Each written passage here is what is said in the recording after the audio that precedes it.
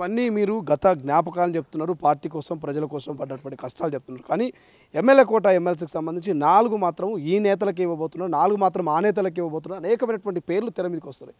So ఈ తరుణంలో మీరు ఎటువంటి లాబింగ్ చేస్తూ ఉన్నారు? సో ఎంతవరకు మీకు ఊరట లభించే అవకాశం ఉన్నది దీంట్లో? నేను లాబింగ్ అనే అంశం కంటే నేను గౌరవ ముఖ్యమంత్రికి, డిప్యూటీ సీఎంకు, పీసీసీ ప్రెసిడెంట్కు, ఉత్తమ్ కుమార్ రెడ్డి గారికి, వెంకరెడ్డి కానీ, లేకపోతే శ్రీధర్ బాబు కానీ, దామోదర్ నరసింహ కానీ, పొన్నం ప్రభాకర్ కానీ, నేను ఒక 40 ఏళ్ళ రాజకీయ జీవితం గడిపున్నా. 94లో నాకు టికెట్ ఇచ్చి టీడీపీ అభ్యర్థి బలహీనమైన అభ్యర్థికి చూపిస్తే 94 నా టికెట్ క్యాన్సిల్ అయింది. 99లో మాలామాదిగల లక్ష్మీదేవి గారు అడ్డం పడితే టికెట్ ఆగింది. 2009లో రాజశేఖర్ గారు జ్ఞానసుందర్కు టికెట్ ఇస్తున్నామని చెప్పి అనౌన్స్ చేసిండు. రాజగోపాల్ రెడ్డి ఎంపీ ఇప్పుడు ఎమ్మెల్యేగా ఉన్నాడు. రాజగోపాల్ నీ దాంట్లో జ్ఞానసుందర్, నీ ప్యానెల్లో జ్ఞానసుందర్ పేరు చెప్పన్నాడు.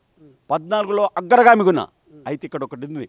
2014లో కోదండరెడ్డి ఏదైతే ఉన్నాడో తెలంగాణ ఉద్యమం కాలప్పుడు కేసీఆర్ మెర్జ్ చేస్తాను చేయకపోయినప్పుడు కోదండరామును విద్యావంతుల వేదికను కలుపుకుందాం అని చెప్పి ఏఐసీసీ ఆలోచన చేస్తే అప్పుడు అద్దంకి దయాకర్కు టికెట్ ఇచ్చారు. యాక్చువల్ నాది 2014లో ఏ పార్టీకి సంబంధం లేదు, కానీ కోదండరామ్ సూచన మేరకు అద్దంకి దయాకర్ టికెట్ వచ్చింది. 2018లో కూడా అతనికి ఇచ్చారు. యాక్చువల్ టికెట్ నాకు రావాలి, ప్రజల్లో ఉన్నది, నేను ప్రజల కోసం పనిచేసిన ఆయన. నేను పార్టీకి వ్యతిరేకంగా నిన్న 23లో కూడా పార్టీకి సంబంధం ఉన్న వ్యక్తికి ఆల్ ఆఫ్ సడన్గా ఇచ్చారు. అయినప్పటికీ కూడా నేను డిసప్పాయింట్ కావాలి.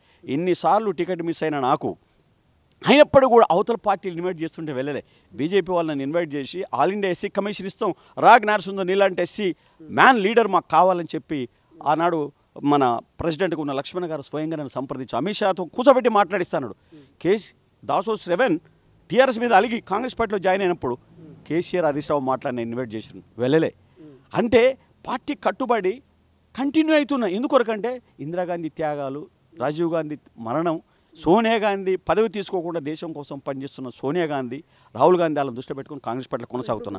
ఈ క్రమంలో డెఫినెట్గా నాకు టికెట్ మన ఎమ్మెల్సీ కోటాలు ఇవ్వాల్సిన బాధ్యత ప్రభుత్వానికి, పార్టీకి ఉంది. ఎందుకంటే కార్యకర్తలకు మెసేజ్ ఇవ్వగలగాలి. నిరంతరం ప్రజల్లో పనిచేసిన జ్ఞానసుందర్కి ఇచ్చినాము అనే మాట చెప్పుకునే పరిస్థితి, ఆ ధైర్యము, హక్కు కాంగ్రెస్ పార్టీ ప్రభుత్వానికి, పార్టీకి ఉండాల్సిన అవసరం ఉంది. ఇప్పుడు అద్దంకి దయాకర్ పేరు కూడా ప్రధానంగా వినిపిస్తుంది. ఎందుకంటే మొన్న ఆయనకు టికెట్ ఇవ్వలేరు, ఖచ్చితంగా పార్టీ కోసం ఆయన కూడా కష్టపడ్డాడు కాబట్టి అద్దంకి దయాకర్కి ఈసారి ఖచ్చితంగా రాబోతుందనే చర్చ జరుగుతుంది. సో ఎట్లా మళ్ళీ అద్దంకి వస్తున్నాడు జ్ఞానసుందర్కు?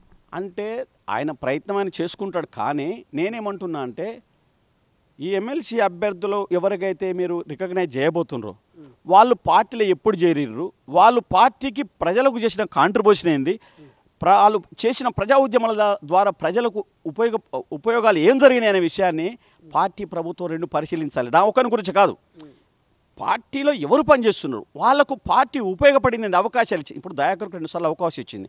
జ్ఞానసుందర్గా వెంగళరావు గారు పీసీసీ ప్రెసిడెంట్ ఉన్నప్పుడు 85 నుంచి ఈ రోజు వరకు పార్టీలో విశ్రాంతి లేని, అంటే మీకు చిన్న మాట చెప్తా, వేరే మన ఆస్తి పాస్తుల మీద ఆశ లేనివాడిని, ప్రజా సమస్యల మీద అవగాహన ఉన్నవాడిని, ప్రజల పనులు అలసి ఆకలి తీర్చుకునేవాడిని, అలసటలో ఆనందాన్ని పొందేవాడిని. అందుకే రేవంత్ అన్న, మహేష్ అన్న, మీరు నాకు ఇవ్వాల్సిన అవసరం ఉంది. కాంగ్రెస్ పార్టీ నిర్మాణం కోసం ఊపిరిని, ప్రాణాన్ని పరంగా పెట్టి పనిచేస్తున్న నాలాంటి సీనియర్ కార్యకర్తకి ఇస్తే పార్టీకి ప్రజల్లో గౌరవం దొక్కుతుంది.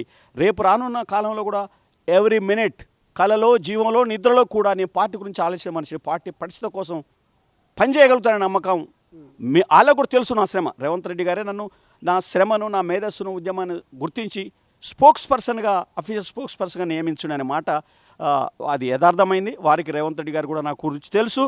జ్ఞానసుందర్కి అన్యాయం జరుగుతున్న భావన అతనికి ఉంది. అతని మదిలో మెదులుతున్న అంశం కూడా జ్ఞానసుందర్ను మేము పరిశీలిస్తున్నాము, అతనికి కూడా అవకాశం ఇవ్వాల్సిన అవసరం ఉంది అనే మాట గౌరవ ముఖ్యమంత్రి, పీసీసీ ప్రెసిడెంట్ ఇద్దరు మైండ్లో ఉంది. నా శ్రమ రాష్ట్రంలో ఉన్న మంత్రివర్గానికి, పార్టీ యంత్రాంగానికి అంతా తెలుసు. డెఫినెట్గా నాకు ఇస్తారని నమ్ముతున్నా, ఇవ్వాలని కోరుతున్నా. ఇవ్వాల్సిన బాధ్యత పార్టీకి, ప్రభుత్వానికి ఉందనే మాట నేను చెప్తా ఉన్నాను. ప్రపంచంలో ఏ మూల ఏ క్షణం ఏం జరుగుతుందో వేగంగా తెలుసుకోవడానికి తొలి వెలుగు వాట్సాప్ ఛానల్ని ఫాలో చేయండి.